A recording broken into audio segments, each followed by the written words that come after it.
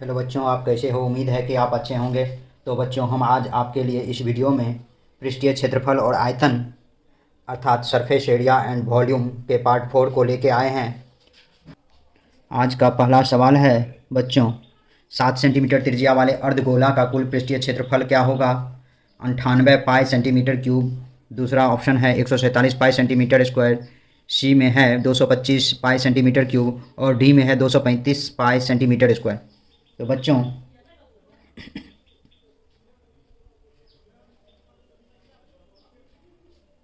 अर्धगोला बच्चों अर्धगोला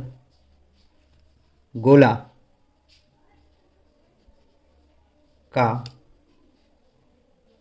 कुल पृष्ठीय क्षेत्रफल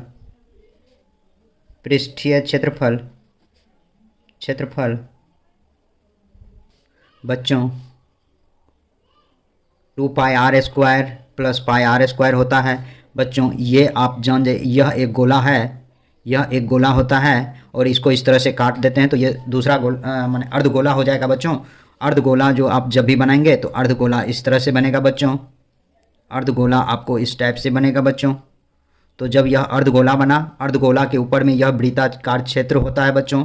तो वृत्ताकार क्षेत्र का क्षेत्रफल पाई आर स्क्वायर और ये जो वाले भाग है इसका वक्र पृष्ठीय क्षेत्रफल या कुल पृष्ठीय क्षेत्रफल 2 पाई आर स्क्वायर होता है बच्चों। इसको जोड़ दिया जाता है, इसलिए यह हो जाता है टोटल 3 पाई आर स्क्वायर। अर्थात अर्धगोला का बच्चों, अर्धगोला का कुल पृष्ठीय या संपूर्ण पृष्ठीय क्षेत्रफल 3 पाई, आपको ऑप्शन में पाई में दिया हुआ है बच्चों, इसलिए पाई ही होगा। और आर का मान आपको 7 सेंटीमीटर का स्क्वायर दिया हुआ है। 3 पाई इंटू 7 का स्क्वायर 49 होगा। इसको मल्टीप्लाई करेंगे, 9 तिया 27, 4 तिया 12, 12 2 14 पाई सेंटीमीटर स्क्वायर आंसर हो जाएगा बच्चों। अर्थात 1 का आंसर हो जाएगा बच्चों ऑप्शन नंबर बी। बच्चों, आज का नेक्स्ट प्रश्न है, दूसरा प्रश्न है, अर्धगोला का संपूर्ण पृष्ठ का क्षेत्रफल क्या होगा?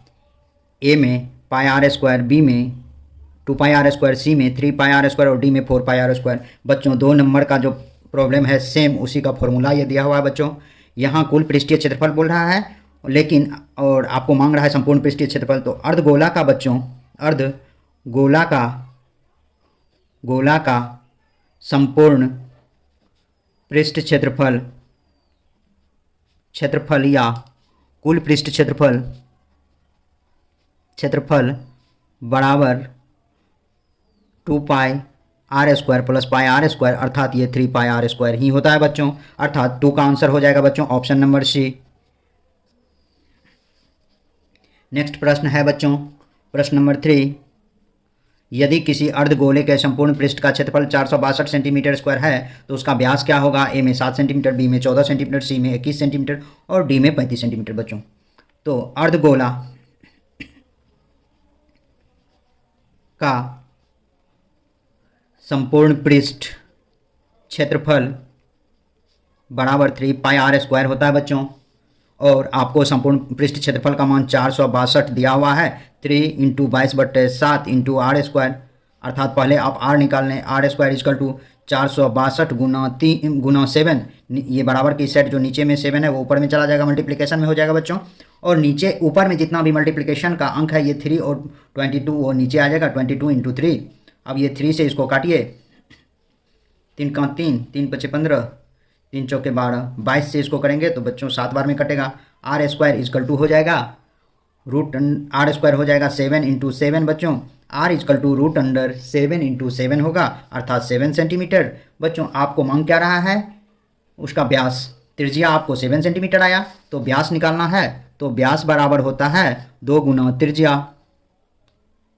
त्रिज्या होता है बच्चों, अर्थात आर। तो 2 गुना 7 अर्थात 14 सेंटीमीटर हो जाएगा बच्चों। अर्थात 3 का आंसर हो जाएगा बच्चों ऑप्शन नंबर बी।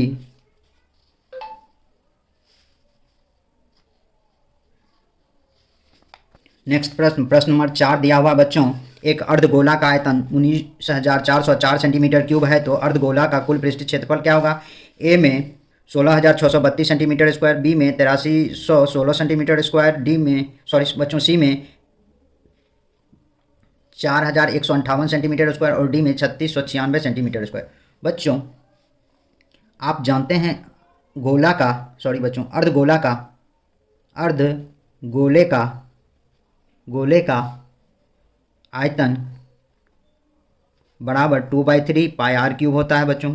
अर्धगोला होता है, गोला का आधा हो जाता है, अर्थात ये अर्धगोला ये हुआ बच्चों, ये आपको अर्धगोला हुआ, अर्थात ये अर्धगोला हुआ। गोला का 4/3 पाई आर क्यूब होता है, अर्धगोला का आयतन 2 से भाग दीजिएगा, अर्धगोला होता है 2/3 पाई आर क्यूब होता है बच्चों। अब 19,404 बराबर 2/3 इंटू 22/7 इंटू आर क्यूब। अब आर क्यूब का मान निकालने बच्चों, आप जानते हैं कि 19,404 is equal to 44/21 Guna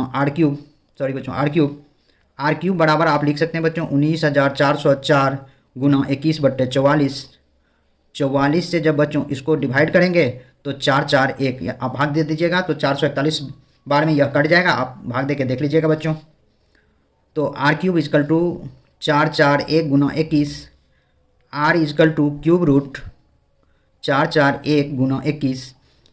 cube root का अर्थ होता है एक ही जैसा कोई जो अंक 3 बार गुना हो उसका एक निकल जाएगा तो उसका क्यूब रूट समाप्त हो जाएगा बच्चों।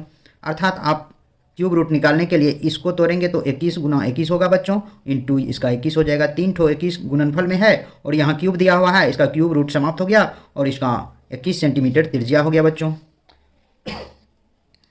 अब अर्धगोला का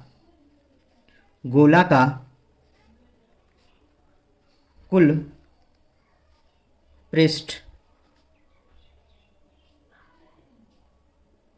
क्षेत्रफल is equal to 3 pi r square. अभी जस्ट आप देखे हैं बच्चों, ऊपर में भी मैं बताया हूँ।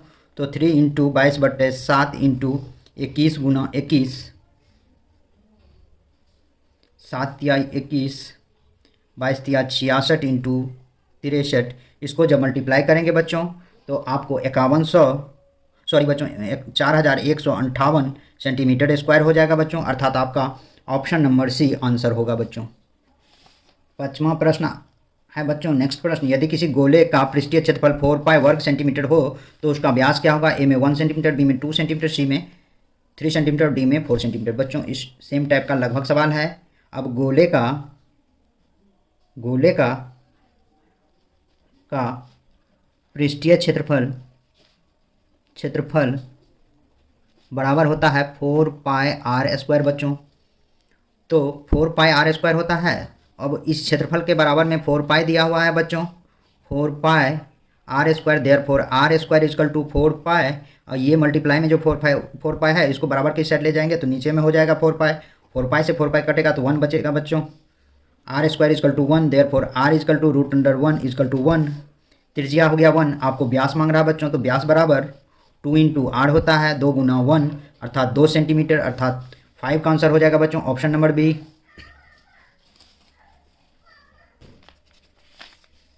नेक्स्ट प्रश्न है 6 नंबर प्रश्न है बच्चों, एक गोला का आयतन और पृष्ठ क्षेत्रफल के अनुपात क्या होगा? ए में 3r, बी में 1:3, सी में 4:3 और डी में r:3।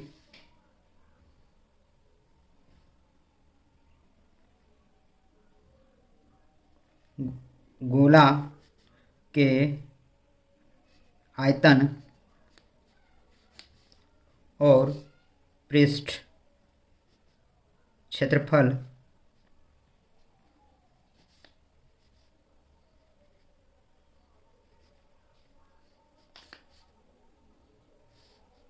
का अनुपात,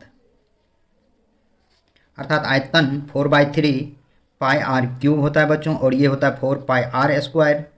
तो बच्चों आप इसको लिख सकते हैं 4 पाई आर क्यूब बट्टे 3 इंटू 1/4 पाई आर स्क्वायर। ये 4 पाई कट गया और r into r square by 3 into r square लिख सकते हैं। आर स्क्वायर कट गया बच्चों। अब आपको क्या बच गया? r/3। जब r/3 बचा बच्चों तो आपको आंसर में r/3 नहीं दिया हुआ है, इसीलिए r/3 को आप लिख सकते हैं r:3 अनुपात में और आपका आंसर हो जाएगा बच्चों ऑप्शन नंबर डी। 7 नंबर प्रश्न दिया हुआ बच्चों, 3 सेंटीमीटर 3 सेंटीमीटर त्रिज्या वाले एक ठोस गोले से 1 सेंटीमीटर त्रिज्या वाले कितने गोले बनाए जा सकते हैं? ए में 27 गोले, बी में 25 गोले, सी में 23 गोले और डी में 64 गोले। बच्चों, गोले की संख्या बराबर 1 सेंटीमीटर वाले त्रिज्या वाले 3 सेंटीमीटर त्रिज्या वाले गोले का आयतन बटे 1 सेंटीमीटर त्रिज्या वाले गोले का आयतन, अर्थात यहाँ 4/3 पाई r 1 का क्यूब, 4/3 पाई r 2 का क्यूब, ये कट गया। r1 बटे r2 का क्यूब भी इसको लिख सकते हैं बच्चों। r1 मतलब पहला 3 है, r1 3 बटे 1 का ये क्यूब हो जाएगा बच्चों, अर्थात 3 या 9 या 27 बटे 1 अर्थात 27 हो जाएगा बच्चों। अर्थात गोलों की संख्या इक्वल टू 27 हो जाएगा बच्चों, अर्थात ऑप्शन नंबर ए आंसर आपका हुआ बच्चों। उस 7 ही टाइप का सेम प्रश्न आपको 8 का दिया हुआ है बच्चों। 8 भी प्रश्न वही है, 1 सेंटीमीटर त्रिज्या वाले गोले से 0.1 सेंटीमीटर त्रिज्या वाले कितने गोले बनाए जा सकते हैं? ए में 1000, बी में 100, सी में 10, डी में 1। गोले की संख्या बराबर 1 सेंटीमीटर त्रिज्या के गोले का आयतन बटे 0.1 सेंटीमीटर त्रिज्या के गोले का आयतन हो जाएगा बच्चों। तो 4/3 पाई इंटू 1 का क्यूब बाय 4/3 पाई इंटू 0.1 का क्यूब, 4/3 पाई कट जाएगा, 1 into 1 into 1 by 0.1 into 0.1 into 0.1 होगा बच्चों, अर्थात 1 into 1 into 1 by 0.1 into 0.1 into 0.1, ये यहाँ 10 इंटू 10 अर्थात 1/1000 हो जाएगा बच्चों। और इसका अर्थ डिवाइड होता है बच्चों, इसीलिए 1000/1 हो जाएगा, अर्थात 1000 आपको आंसर हो जाएगा बच्चों, अर्थात 8 का आंसर हो जाएगा बच्चों, ऑप्शन नंबर ए। 9 नंबर प्रश्न है बच्चों, किसी गोले की त्रिज्या आधी कर दें तो उसके मूल आयतन और नए आयतन का अनुपात क्या होगा? ए में 1:2, बी में 1:8, सी में 8:1, डी में 1:4। गोले की त्रिज्या बराबर r, नए गोले की त्रिज्या बराबर r/2, पुराने गोले का आयतन बटे नए गोले का आयतन बराबर 4/3 पाई r क्यूब बटे 4/3 पाई r/2 का क्यूब, अर्थात ये 4/3 पाई कट जाएगा, बराबर r क्यूब बटे r क्यूब बाई 8, 2 दूना 4, 4 दूना 8, तो r क्यूब बटे 8 बटे r क्यूब हो जाएगा, r क्यूब कट जाएगा, 1 8/1 इक्वल टू 8:1 आंसर होगा बच्चों, अर्थात 9 का आंसर हो जाएगा बच्चों, ऑप्शन नंबर सी। आज का अंतिम सवाल है बच्चों, सवाल नंबर 10, 5 सेंटीमीटर और 6 सेंटीमीटर त्रिज्या वाले दो गोले के आयतनों का अनुपात क्या होगा?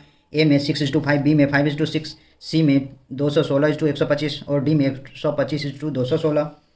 तो गोले के आयतन का अनुपात बराबर 4/3 पाई r1 cube by 4/3 pi r2 cube, ये कट गया, r1/r2 का क्यूब, अर्थात r1 का मान 5/6 का क्यूब, अर्थात 5 इंटू 5 इंटू 5/6 इंटू 6 इंटू 6, ये हो जाता है बच्चों 125 और ये होता है 216 और ये 125:216 हो जाएगा, अर्थात 125:216 हो जाएगा बच्चों, अर्थात आपको आंसर हो जाएगा ऑप्शन नंबर डी।